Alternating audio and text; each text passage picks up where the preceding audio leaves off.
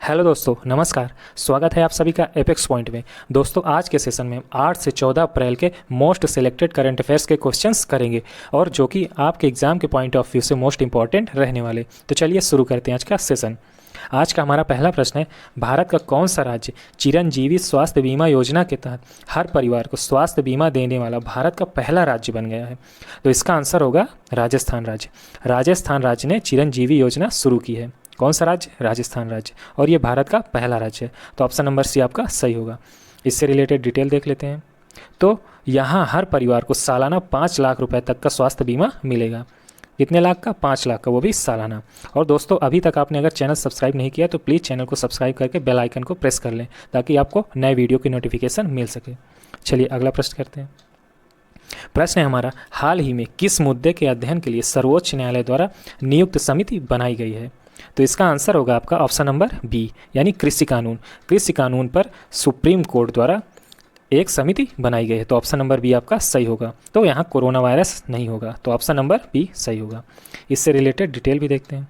Supreme court ने हाल ही में कृषि कानून के अध्ययन के लिए 4 सदस्यीय समिति बनाई है और जिसके सदस्य हैं पीके मिश्रा, अनिल, अशोक और भूपिंदर सिंह। चलिए अगला प्रश्न करते हैं।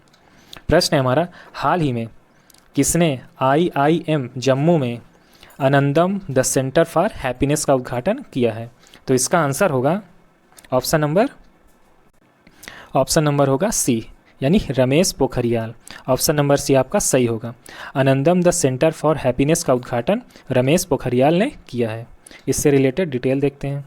तो केंद्रीय शिक्षा मंत्री हैं रमेश पोखरियाल, आपके केंद्रीय शिक्षा मंत्री हैं, ने ही लोगों का मानसिक तनाव को दूर करने और सकारात्मकता फैलाने के उद्देश्य से IIM जम्मू कश्मीर में आनंदम द सेंटर फॉर हैप्पीनेस के उद्घाटन किया है। हमारा अगला प्रश्न है, AIIB ने हाल ही में भारत के किस राज्य को $300 मिलियन के ऋण देने के लिए मंजूरी दे दी है? तो इसका आंसर होगा आपका ऑप्शन नंबर डी, यानी पंजाब राज्य। पंजाब राज्य को AIIB ने $300 मिलियन की मंजूरी दे दी है ऋण की। तो ऑप्शन नंबर डी आपका सही होगा। इससे रिलेटेड डिटेल देखते हैं। तो विश्व बैंक एवं एशियाई बुनियादी ढांचा निवेश बैंक अर्थात AIIB ने हाल ही में पंजाब को नहर के पानी पर आधारित पेयजल परियोजना के लिए $300 मिलियन ऋण देने की मंजूरी दे दी है। किसके लिए? नहर के पानी पर आधारित पेयजल परियोजना के लिए। और इसका उद्देश्य है गुणवत्तापूर्ण पेयजल सुनिश्चित करना। चलिए अगला प्रश्न करते हैं। प्रश्न है हमारा, हाल ही में कौन सा रेलवे जोन भारत का पहला पूर्ण विद्युतीकरण रेलवे जोन बन गया है? तो बताइए। तो इसका आंसर होगा आपका ऑप्शन नंबर बी। कौन सा? ऑप्शन नंबर बी, यानी पश्चिमी मध्य रेलवे। पश्चिमी मध्य रेलवे आपका पूर्णतः विद्युतीकरण रेलवे जोन बन गया है। इंपॉर्टेंट क्वेश्चन है, तो ऑप्शन नंबर बी आपका सही होगा। इससे रिलेटेड डिटेल देखते हैं। तो राजस्थान राज्य में कोटा चित्तौड़ रेलवे स्टेशन के विद्युतीकरण के साथ ही पश्चिमी मध्य रेलवे भारत का पहला पूर्ण विद्युतीय रेलवे जोन बन गया है। कौन सा राज्य है? राजस्थान राज्य है, नोट कीजिएगा। अगला प्रश्न देखते हैं। रायसीन डायलॉग 2021 किसके तहत आयोजित किया जाएगा? तो इसका आंसर होगा आपका ऑप्शन नंबर ए। कौन सा? Option number A, option number B होगा, यानी विदेश मंत्रालय। विदेश मंत्रालय के द्वारा रायसीन डायलॉग 2021 आयोजित किया जाएगा। तो ऑप्शन नंबर बी आपका सही होगा। इससे रिलेटेड डिटेल देखते हैं। रायसीन डायलॉग यह एक बहुपक्षीय सम्मेलन है जो वैश्विक समुदाय के सामने सबसे चुनौतीपूर्ण मुद्दों पर संबोधित करता है। चलिए अगला प्रश्न देखते हैं। अगला प्रश्न है हमारा, निम्नलिखित में से कौन वियतनाम का अगला प्रधानमंत्री बनेगा या बनाया गया है? तो इसका आंसर होगा आपका ऑप्शन नंबर ए, यानी गुएन जुआन फुक। क्या होगा? गुएन जुआन फुक आपके वियतनाम के अगले प्रधानमंत्री बनाए गए। कहाँ के? वियतनाम के। और ये क्वेश्चन इंपॉर्टेंट है क्योंकि हमें अपने पड़ोसी देशों के बारे में जानकारी होनी चाहिए। तो ऑप्शन नंबर ए आपका सही होगा, गुएन जुआन फुक। इससे रिलेटेड डिटेल देखते हैं। तो वियतनाम या हनोई के साथ अपनी राजधानी के रूप में एक दक्षिण पूर्व एशियाई देश है। यह हिंद चीन प्रायद्वीप पर सबसे पूर्वी देश है। कहाँ? हिंद चीन पर प्रायद्वीपी पर सबसे पूर्वी देश है, नोट कीजिएगा। अगला प्रश्न करते हैं। अगला प्रश्न हमारा, किस मंत्रालय ने दुर्लभ बीमारियों के लिए राष्ट्रीय नीति 2021 को मंजूरी दे दी है? तो इसका आंसर होगा आपका ऑप्शन नंबर ए, यानी स्वास्थ्य एवं परिवार कल्याण मंत्रालय स्वास्थ्य एवं परिवार कल्याण मंत्रालय ने दुर्लभ बीमारियों के राष्ट्रीय नीति 2021 को मंजूरी दे दी है? तो ऑप्शन नंबर ये आपका सही होगा। इससे रिलेटेड डिटेल, इस नीति में प्रारंभिक जांच और दुर्लभ बीमारियों की रोकथाम पर ध्यान केंद्रित किया गया है। चलिए अगला प्रश्न करते हैं। अगला प्रश्न है हमारा, अंतर्राष्ट्रीय नस्लीय भेदभाव उन्मूलन दिवस निम्न में से किस दिन मनाया जाता है? तो इसका आंसर होगा आपका ऑप्शन नंबर बी, यानी 21 मार्च को। प्रतिवर्ष 21 मार्च को अंतर्राष्ट्रीय नस्लीय भेदभाव उन्मूलन दिवस मनाया जाता है। तो ऑप्शन नंबर बी आपका सही होगा, 21 मार्च। इससे रिलेटेड डिटेल भी देखते हैं। तो अक्टूबर 1966 में संयुक्त राष्ट्र महासभा ने 21 मार्च को अंतर्राष्ट्रीय नस्लीय भेदभाव उन्मूलन दिवस मनाने की घोषणा की थी। किसने की थी? संयुक्त राष्ट्र महासभा ने। ये पॉइंट भी नोट कीजिए, कब की थी? 1966 में, 21 मार्च को। चलिए अगला प्रश्न करते हैं।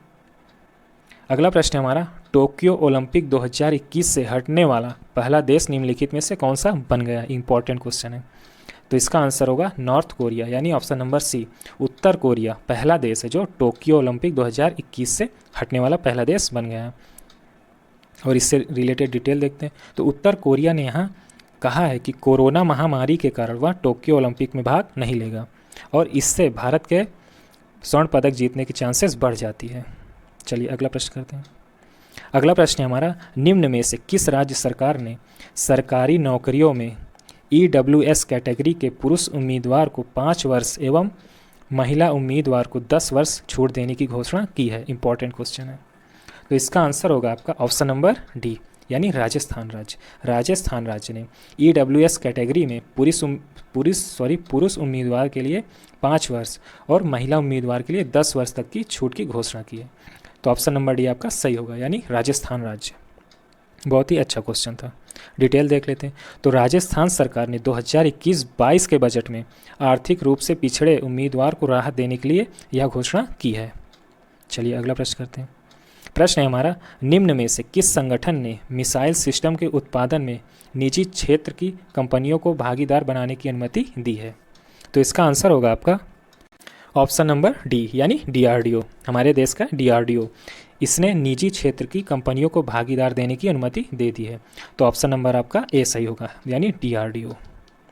अच्छा क्वेश्चन। इससे रिलेटेड डिटेल देख लेते हैं। तो DRDO का फुल फॉर्म होता है रक्षा अनुसंधान विकास संगठन। ये भी एग्जाम में पूछा जा सकता है। क्या होता है DRDO फुल फॉर्म? रक्षा अनुसंधान विकास संगठन। चलिए अगला प्रश्न करते हैं। अगला प्रश्न है हमारा, फुटबॉल को संचालित करने वाली संस्था यानी फीफा ने निम्न में से किस देश को फुटबॉल फेडरेशन से सस्पेंड कर दिया है? तो इसका आंसर होगा आपका ऑप्शन नंबर सी, यानी पाकिस्तान को। पाकिस्तान को फीफा ने फुटबॉल फेडरेशन, जिसे कहा जाता है, से सस्पेंड कर दिया है। इससे रिलेटेड डिटेल देखते हैं। तो ऑप्शन नंबर वहाँ सी आपका सही हो जाएगा। तो पाकिस्तान फुटबॉल फेडरेशन को तीसरे पक्ष की दखलंदाजी की वजह से 4 साल में दूसरी बार सस्पेंड किया गया है। 4 साल में दूसरी बार सस्पेंड किया गया है। चलिए अगला प्रश्न करते हैं। प्रश्न है हमारा, CRPF शौर्य दिवस निम्न में से किस दिन मनाया जाता है? CRPF शौर्य दिवस निम्न में से किस दिन मनाया जाता है? ये बहुत ही इंपॉर्टेंट क्वेश्चन बन जाता है, क्योंकि अभी हाल ही में CRPF काफिले पर हमला हुआ था और इसमें बहुत से जवान शहीद हो गए थे। और ये कहाँ हुआ था? छत्तीसगढ़ में हुआ था। तो ये क्वेश्चन इंपॉर्टेंट है। तो इसका आंसर होगा आपका ऑप्शन नंबर सी। कौन सा? ऑप्शन नंबर सी, यानी प्रत्येक वर्ष 9 अप्रैल को CRPF शौर्य दिवस मनाया जाता है। क्या मनाया जाता है? CRPF कब मनाया जाता है? 9 अप्रैल को, यानी ऑप्शन नंबर सी आपका सही होगा। इससे रिलेटेड डिटेल देखते हैं। 2021 में 56वां CRPF शौर्य दिवस मनाया जाएगा। कौन से नंबर का है? 56वां। ये भी एग्जाम में पूछा जा सकता है। ये 56वां है 2021 में।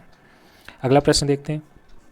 प्रश्न है हमारा, जनजातीय स्वास्थ्य सहयोगात्मक अनमाया का शुभारंभ किसने किया? किसका? अनमाया का।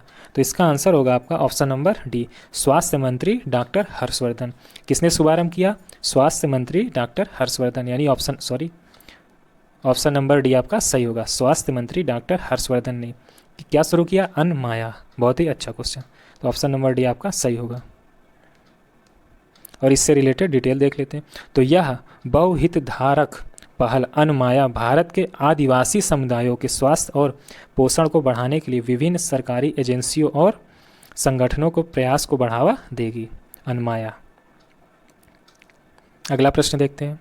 प्रश्न है हमारा, निम्नलिखित में से किस टीम ने भारत के पूर्व हॉकी कोच हरेंद्र सिंह को अपना कोच नियुक्त किया है? तो इसका आंसर होगा आपका ऑप्शन नंबर सी, अमेरिकी पुरुष हॉकी टीम ने। ऑप्शन नंबर सी आपका सही होगा, अमेरिकी पुरुष हॉकी टीम ने। तो ऑप्शन नंबर सी आपका सही होगा, अपना पूर्व हॉकी कोच हरेंद्र सिंह को नियुक्त किया है। तो ऑप्शन नंबर सी सही होगा। और ये क्वेश्चन इंपॉर्टेंट बन जाता है, क्योंकि किसी भारतीय को अगर विदेश में कोई पद मिलता है तो वो क्वेश्चन इंपॉर्टेंट हो जाता है। इससे रिलेटेड डिटेल देखते हैं।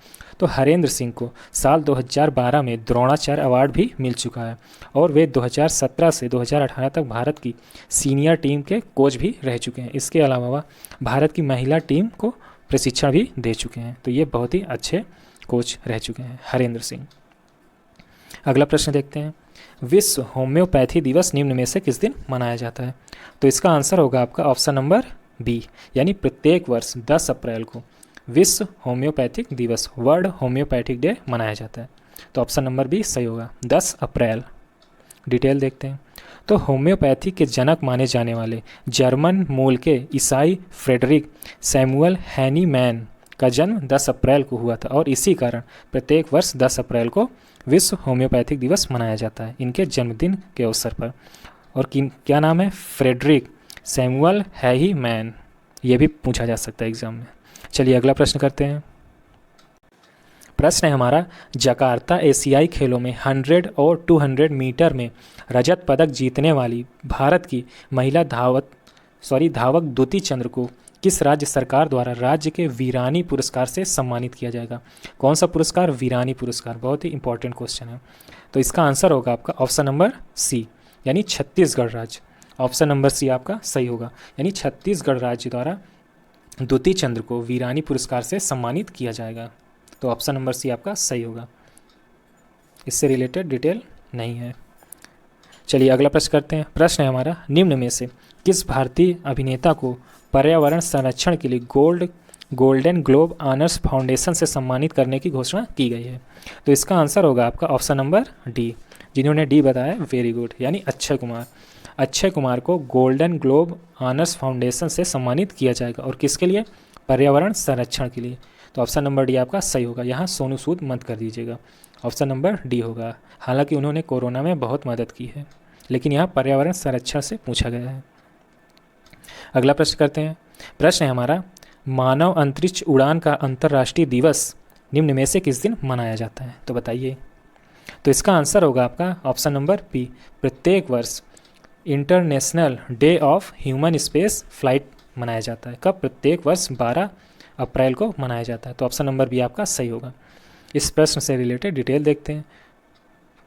तो इस दिन यानी 12 अप्रैल को 12 अप्रैल 1961 में यूरी गागरिन की ऐतिहासिक अंतरिक्ष यात्रा की वर्षगांठ के रूप में मनाया जाता है। कब? 1961 में। किसके? Yuri Gagarin. क्वेश्चन इंपॉर्टेंट है। चलिए अगला प्रश्न करते हैं। प्रश्न है हमारा, किस मंत्रालय ने एकीकृत स्वास्थ्य सूचना मंत्र यानी IHIP लॉन्च किया है? तो इसका आंसर होगा ऑप्शन नंबर सी, यानी स्वास्थ्य और परिवार कल्याण मंत्रालय ने IHIP को लॉन्च किया है। ऑप्शन नंबर सी आपका सही होगा। IHIP यानी एकीकृत स्वास्थ्य सूचना मंत्र। इससे रिलेटेड डिटेल नहीं है। जिस प्रश्न से रिलेटेड डिटेल होगी उसे बता दिया जाएगा, इंपॉर्टेंट डिटेल होगी। निम्नलिखित में से कौन सा भारत नौसेना के डीकमीशन्ड किया गया है विमान वाहक जो निजी संपत्ति बन गया है? तो इसका आंसर होगा आपका ऑप्शन नंबर डी, यानी INS विराट। INS विराट को काम से हटा दिया गया है और ये निजी संपत्ति बन गया है। तो ऑप्शन नंबर डी आपका सही होगा, INS विराट। क्या नाम है? INS विराट। इससे रिलेटेड डिटेल देख लेते हैं। इसे 12 मई 1987 को भारतीय नौसेना में कमीशन किया गया था और लगभग 30 वर्ष तक सेवा करने के उपरांत 6 मार्च 2017 को इसे डीकमीशन किया गया। किसे? INS विराट को, और इसे निजी संपत्ति बना दिया गया। अगला प्रश्न करते हैं। ओलंपिक के लिए क्वालिफाइड करने वाली पहली भारतीय महिला नाविक कौन बनी? Important question. पहली भारतीय महिला नाविक। तो इसका आंसर होगा आपका ऑप्शन नंबर बी, यानी Netra Kumanan. Option number B, Netra Kumanan पहली भारतीय महिला नाविक बनने वाली। तो ऑप्शन नंबर बी सही होगा।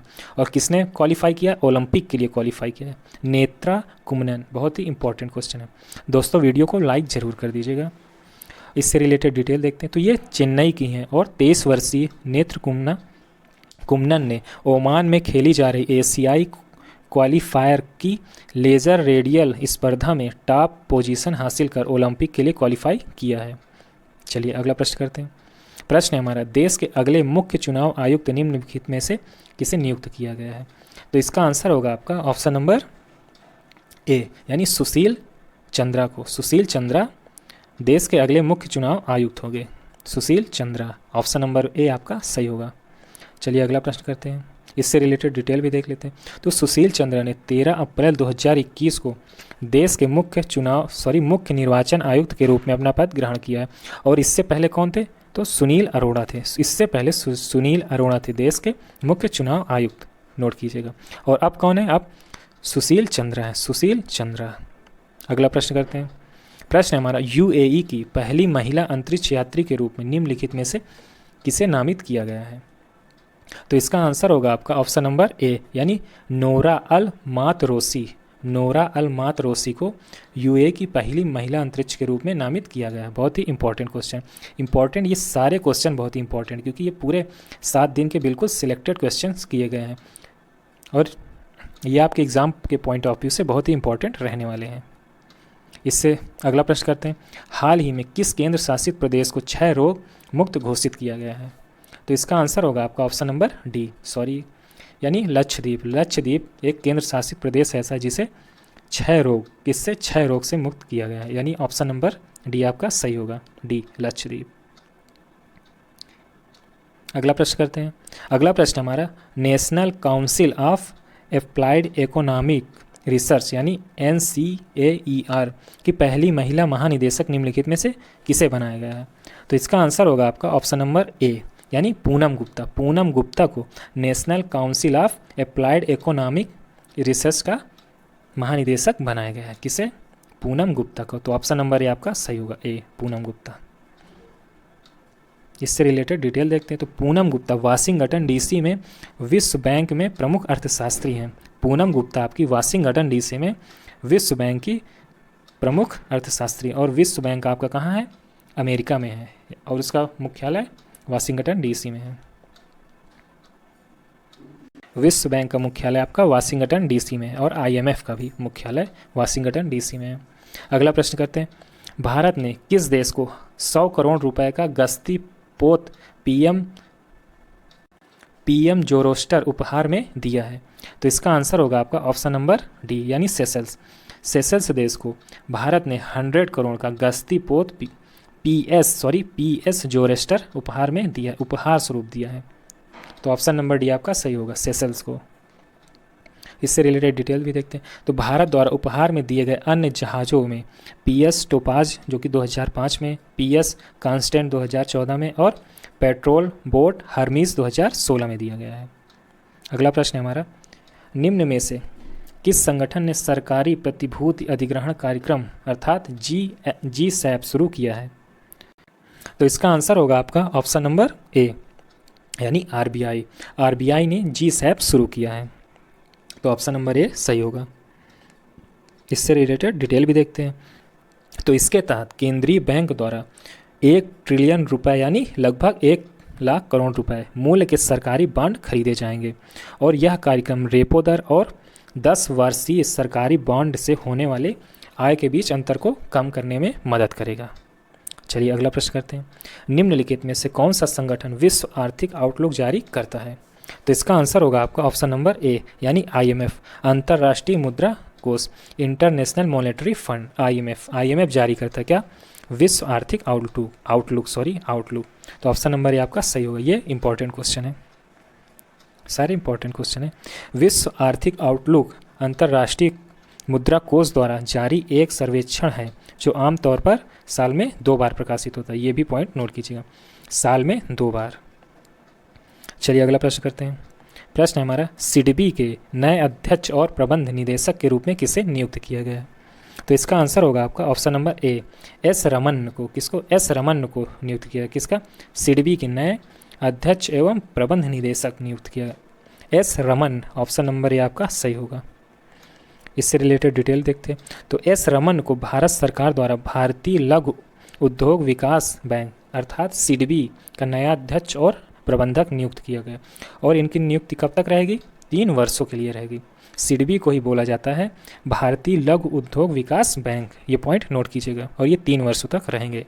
एस रमन। अगला प्रश्न करते हैं। प्रश्न है हमारा, निम्नलिखित में से किस सरकार ने लैब ऑन व्हील्स कार्यक्रम शुरू किया है? लैब ऑन व्हील्स, तो इसका आंसर होगा आपका ऑप्शन नंबर ए यानी दिल्ली सरकार। ऑप्शन नंबर ए सही होगा, दिल्ली सरकार। दिल्ली सरकार ने लैब ऑन व्हील्स कार्यक्रम शुरू किया है। Important question, option number A सही होगा। डिटेल देखते हैं। तो दिल्ली के शिक्षा मंत्री मनीष सिसोदिया ने दिल्ली टेक्नोलॉजिकल यूनिवर्सिटी में के लैब ऑन व्हील्स कार्यक्रम का उद्घाटन किया है और इसमें विश्वविद्यालय के छात्रों को सरकारी स्कूल के छात्रों और वंचित बच्चों को पढ़ाने के लिए दिल्ली भर में बस में यात्रा करने में सक्षम करेगा। क्या? Lab on wheels. अगला प्रश्न करते हैं। अगला प्रश्न है हमारा, किस मंत्रालय ने हाल ही में आदिवासी स्वास्थ्य सहयोग यानी अनामय योजना का शुभारंभ किया है? तो इसका आंसर होगा आपका ऑप्शन नंबर ए यानी स्वास्थ्य और परिवार कल्याण मंत्रालय ने अनामय योजना शुरू की है। Anamaya, important question, option number A सही होगा। इससे रिलेटेड डिटेल देखते हैं। तो यह पहल पीरामल फाउंडेशन और बिल एंड मिलिंडा फाउंडेशन, ये किसके द्वारा शुरू की गई है? ये बिल गेट्स के द्वारा, bill and Melinda Gates foundation. अगला प्रश्न है हमारा, हाल ही में भारत सरकार ने निम्नलिखित में से किसे समाप्त कर दिया है? तो इसका आंसर होगा आपका ऑप्शन नंबर सी यानी फिल्म प्रमाणन अपीलीय न्यायाधिकरण, इसे समाप्त कर दिया। किसे? भारत सरकार ने। फिल्म प्रमाणन अपीलीय न्यायाधिकरण को भारत सरकार ने समाप्त कर दिया है। तो ऑप्शन नंबर सी आपका सही होगा। अगला क्वेश्चन देखते हैं। अगला प्रश्न है हमारा, सोलर पीवी मॉड्यूल के निर्माताओं के लिए किस मंत्रालय ने एक उत्पादन लिंक्ड प्रोत्साहन योजना शुरू की है? तो दोस्तों इसका आंसर हो जाएगा आपका ऑप्शन नंबर डी, नवीन और नवीकरणीय ऊर्जा मंत्रालय। ऑप्शन नंबर डी आपका सही होगा। चलिए अगला इससे रिलेटेड डिटेल देखते हैं। तो इसका उद्देश्य उच्च दक्षता वाले सौर पीवी मॉड्यूल में गीगावाट पैमाने की विनिर्माण क्षमता है। चलिए अगला प्रश्न करते हैं। प्रश्न है हमारा म्यूआन G2 निम्नलिखित में से क्या है? तो इसका ऑप्शन होगा आपका आंसर होगा ऑप्शन नंबर ए यानी कण भौतिकी। म्यूआन G2 आपका कण भौतिकी है। G2 नहीं, G-2 होगा। म्यूआन G-2 आपका कण भौतिकी है। डिटेल देखते हैं। तो म्यूआन G-2 यहाँ ब्रैकेट में देखिए एक्सप्लेन भी किया है। G-2 नामक एक अंतर्राष्ट्रीय प्रयोग के नए प्रकाशित परिणाम प्रकृति के नियमों को नियंत्रित करने वाली नई कण भौतिकी की संभावना को इंगित करता है। ये थी इसकी डिटेल। चलिए अगला प्रश्न करते हैं। अगला प्रश्न है हमारा, निम्नलिखित में से किसने दुनिया का पहला माइक्रो सेंसर आधारित विस्फोटक ट्रेस डिटेक्टर विकसित किया है? तो इसका आंसर होगा हमारा ऑप्शन नंबर बी यानी nano snip technology. Option number B आपका सही होगा। नैनो स्नीप टेक्नोलॉजीज़ ने पहला माइक्रो सेंसर आधारित विस्फोटक ट्रेस डिटेक्टर विकसित किया है। इससे रिलेटेड डिटेल देखते हैं। तो यह डिवाइस 10 सेकेंड से भी कम समय में विस्फोटक का पता लगा सकता है और यह विभिन्न वर्गों में विस्फोटकों की पहचान और वर्गीकरण भी कर सकता है। तो ये एक बहुत ही महत्वपूर्ण खोज है। अगला प्रश्न करते हैं। अगला प्रश्न है हमारा, किस संगठन ने सरकारी प्रतिभूति अधिकरण कार्यक्रम GSAP शुरू किया है? तो इसका आंसर होगा आपका ऑप्शन नंबर सी यानी भारतीय रिजर्व बैंक। RBI ने GSAP शुरू किया है।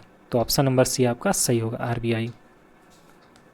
डिटेल देखते हैं। और इसके तहत केंद्रीय बैंक द्वारा 1 ट्रिलियन रुपए मूल्य के सरकारी बॉन्ड खरीदे जाएंगे। अगला प्रश्न करते हैं। किस मंत्रालय ने सार्थक कार्यक्रम शुरू किया है? इंपॉर्टेंट क्वेश्चन है 39। तो इसका आंसर होगा आपका ऑप्शन नंबर डी यानी शिक्षा मंत्रालय।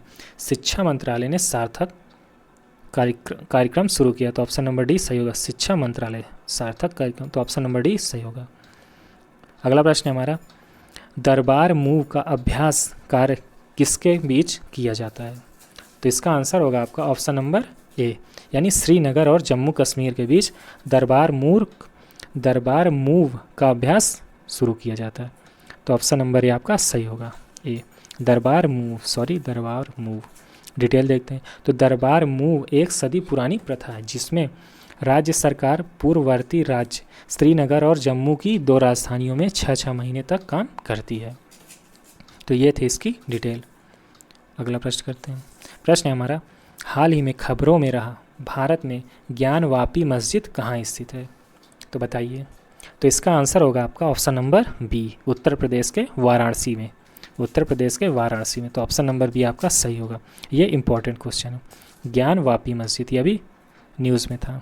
डिटेल देखते हैं। तो ज्ञानवापी मस्जिद आपका उत्तर प्रदेश के वाराणसी शहर में स्थित है और हाल ही में वाराणसी के एक स्थानीय अदालत ने भारतीय पुरातत्व सर्वेक्षण अर्थात ASI को काशी विश्वनाथ मंदिर से सटी ज्ञानवापी मस्जिद का सर्वेक्षण करने का निर्देश दिया है। तो इसी कारण ये न्यूज़ में था। अगला प्रश्न करते हैं। प्रश्न है हमारा, निम्नलिखित में से किस भारतीय मूल के बिजनेस टाइकून को UAE में शीर्ष नागरिक पुरस्कार से सम्मानित किया गया है? ये क्वेश्चन भी इंपॉर्टेंट है क्योंकि जब किसी भारतीय को विदेश में कोई पुरस्कार या कोई सम्मान मिलता है तो वो क्वेश्चन इंपॉर्टेंट हो जाता है। तो इसका आंसर होगा 42 का ए, यानी Yusuf Ali MA। Option number ए आपका सही होगा, यूसुफ अली MA। इससे रिलेटेड डिटेल देखते हैं। तो अबू धाबी के क्राउन प्रिंस, इनका नाम जान ली, शेख मोहम्मद बिन जायद अल नहायान द्वारा भारतीय मूल के व्यवसायी यूसुफ अली M को अबू धाबी के व्यापार, उद्योग और विभिन्न परोपकारी गतिविधियों के लिए उनकी असाधारण प्रतिबद्धता के लिए सम्मानित किया गया। तो ये थी डिटेल। और अबू धाबी के क्राउन प्रिंस का नाम क्या था ये देख लीजिए, मोहम्मद बिन जायद अल नहायान। ये भी इम्पॉर्टेंट है, ये भी पूछा जा सकता है। अगला प्रश्न है हमारा 43। प्रश्न है हमारा, राजनीतिक दलों को दिए जाने वाले चंदे में पारदर्शिता लाने के उद्देश्य से हाल ही में किसने चुनावी बांड जारी करने के लिए मंजूरी दे दी है? तो इसका आंसर होगा आपका ऑप्शन नंबर ए, इंपॉर्टेंट क्वेश्चन, नीति आयोग। नीति आयोग ने राजनीतिक दलों को दिए जाने वाले चंदे में पारदर्शिता लाने के लिए चुनावी बांड जारी करने का आदेश मंजूरी दे दी है। तो ऑप्शन नंबर ए सही होगा, यानी नीति आयोग। डिटेल देखते हैं। तो इसके तहत राजनीतिक दलों को नगद चंदे के बजाय चुनावी बांड का विकल्प रखा गया। नगद चंदे के बजाय चुनावी बांड। चलिए अगला प्रश्न करते हैं। 44 नंबर, हाल ही में खबरों में रहा डार्क सायरन क्या है? तो बताइए। तो इसका आंसर होगा आपका ऑप्शन नंबर ए, डार्क सायरन क्या है आपका? ब्लैक होल है। ऑप्शन नंबर ए सही होगा, 44 का ए, डार्क सायरन आपका ब्लैक होल है। तो ऑप्शन नंबर ए सही होगा। डिटेल देखते हैं। तो वैज्ञानिकों के एक समूह ने हाल ही में पता लगाया कि डार्क सायरन के माध्यम से ब्रह्मांड संबंधी तनावों का निपटारा कैसे किया जाता है। तो ये थी डिटेल। अगला प्रश्न करते हैं 45। निम्नलिखित में से कौन सा पहला देश है जिसने मेगा मुक्त व्यापार समझौते यानी RCEP को स्वीकार किया है? तो बताइए। मेगा मुक्त व्यापार RCEP। तो इसका आंसर होगा ऑप्शन नंबर बी, यानी सिंगापुर। सिंगापुर ने RCEP को स्वीकार किया है। चलिए अगला प्रश्न करते हैं, इससे डिटेल देखते हैं। तो RCEP एक बहुपक्षीय व्यापार समझौता है। भारत ने 2019 में इसे छोड़ दिया था। नोट कीजिएगा, भारत ने इसे 2019 में छोड़ दिया था। अगला प्रश्न है हमारा, हाल ही में किस देश ने अपने लास्ट गोल्डन सिटी की घोषणा की है? तो इसका आंसर होगा आपका ऑप्शन नंबर सी, मिस्र ने। मिस्र ने अभी हाल ही में लास्ट गोल्डन सिटी की खोज की घोषणा की है। तो ऑप्शन नंबर सी है, मिस्र, लास्ट गोल्डन सिटी। अगला प्रश्न करते हैं। प्रश्न है हमारा, हाल ही में किस देश में उष्णकटिबंधीय चक्रवात सेरोज देखा गया है? कौन सा चक्रवात? सेरोज। तो ऑप्शन नंबर सी सही होगा, ऑस्ट्रेलिया में सेरोज नामक उष्णकटिबंधीय चक्रवात देखा गया। अगला प्रश्न है हमारा, हाल ही में बांग्लादेश में लॉन्च किए गए ऐप लिटिल गुरु का उद्देश्य क्या है? बहुत ही इंपॉर्टेंट क्वेश्चन है, लिटिल गुरु। तो ऑप्शन नंबर बी सही होगा, इसका उद्देश्य है संस्कृत सिखाना। लिटिल गुरु का उद्देश्य है संस्कृत सिखाना। कहाँ लॉन्च किया गया? बांग्लादेश में। नोट कीजिएगा। तो ऑप्शन नंबर बी आपका सही होगा, बांग्लादेश में। डिटेल देखते हैं। तो यह ऐप विश्व भर में विद्यार्थियों, धार्मिक विद्वानों, भारतविदों और इतिहासकारों के बीच संस्कृत को बढ़ावा देने के लिए भारतीय सांस्कृतिक संबंध परिषद की ओर से चलाया जा रहा अभियान का एक हिस्सा है। क्या? लिटिल गुरु। अगला प्रश्न करते हैं। अगला प्रश्न है हमारा, हाल ही में निम्नलिखित में से किस मंत्रालय के तहत लीलावती पुरस्कार 2020 प्रदान किए गए? कौन सा पुरस्कार? लीलावती। तो इसका आंसर होगा आपका 49 का ऑप्शन नंबर सी। कौन सा? ऑप्शन नंबर सी, यानी शिक्षा मंत्रालय द्वारा लीलावती पुरस्कार 2020 प्रदान किए गए हैं। लीलावती, तो ऑप्शन नंबर सी आपका सही होगा। अगला प्रश्न करते हैं, इससे डिटेल देखते हैं। तो केंद्रीय शिक्षा मंत्री रमेश पोखरियाल निशंक ने महिला सशक्तिकरण के लिए विजेताओं को AICTI लीलावती पुरस्कार 2020 प्रदान किया है। किसने? केंद्रीय शिक्षा मंत्री रमेश पोखरियाल। अगला प्रश्न करते हैं। अगला प्रश्न है हमारा, आहार क्रांति नाम के एक नए मिशन का आदर्श वाक्य क्या है? तो बताइए। तो इसका आंसर होगा आपका ऑप्शन नंबर ए, उत्तम आहार उत्तम विचार। आहार क्रांति नामक एक नए मिशन का आदर्श वाक्य है, यानी मोटो, उत्तम आहार उत्तम विचार। ऑप्शन नंबर ए सही है। बहुत ही इंपॉर्टेंट क्वेश्चन है दोस्तों। आज के सेशन में बहुत ही इंपॉर्टेंट क्वेश्चन किए गए हैं और ये पूरे सप्ताह का क्रक्स है। तो इस वीडियो को देखने के बाद आपका करंट अफेयर बिल्कुल मजबूत हो जाएगा। तो दोस्तों चैनल को सब्सक्राइब करके और बेल आइकन को प्रेस कर लें और वीडियो को लाइक ज़रूर कर लें। चलिए मिलते हैं नेक्स्ट वीडियो में, तब तक के लिए गुड लक।